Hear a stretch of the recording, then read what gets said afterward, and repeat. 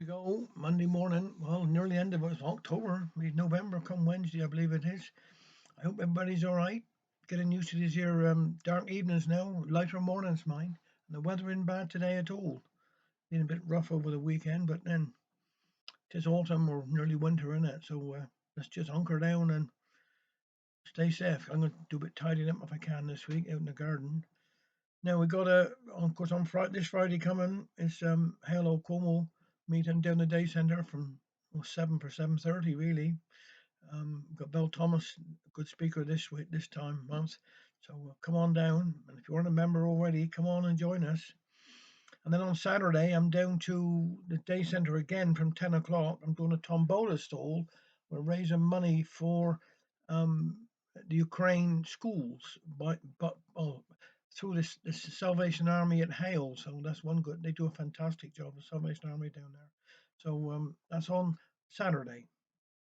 So now birthdays. We got Denzel Monk today. Good dear, great friend of mine. Happy birthday to you today, Denzel. Tomorrow, David Allen. Went to school with David. We're the same age. Tomorrow, David boy, me and you. And then we got Sue Ellery-Hill. That's the daughter of the late Brenda Wotton. It's her birthday tomorrow. No, Wednesday is her birthday. Sorry, not tomorrow. Wednesday. And Heather Eben Einsteiner, I think it's what it's called, is her birthday as well on Wednesday.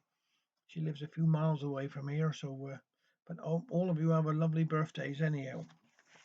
Now I'm going to do a couple of John David Prouses here today because I haven't done this for a long time. This one's You Can't Win 'Em All. I got our locker tickets, Jan prodded at the fire and pointed to the mantelpiece above. Here, Ada, have you thought of what we'll do if we should win? The world will be our oyster.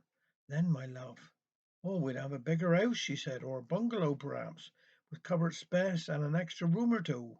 Oh, I shan't want to move, he said. I'm too long in the tooth for settling down with strangers somewhere new. And extra rooms is extra cost for visitors to come to stay and eat is out of house and home. Well, what about a car? She asked. Then you could learn to drive and washing down and polishing up the chrome. Oh, and take you down the shops, I expect, he snorted at the thought, and build a garage where I got my shed. Why, I'd be up and down the road a dozen times a day with a chauffeur's hat perched on top of my head.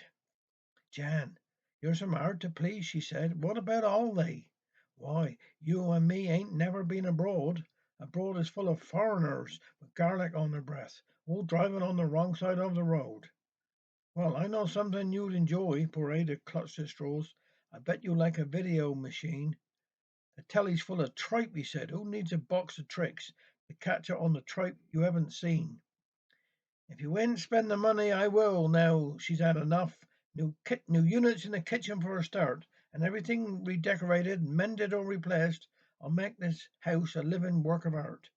And perhaps I'll have a male or pair, Italian or a Greek, to scrub the floors and wash the pots and pans, and make the beds and hoover up and treat me like a queen, so I shan't ever need to soil my hands. Here, where are you going up to now? She called to Jan, as Jan replaced his cap and quickly made a beeline for the door. No need to get so jealous. Who's jealous? He replied.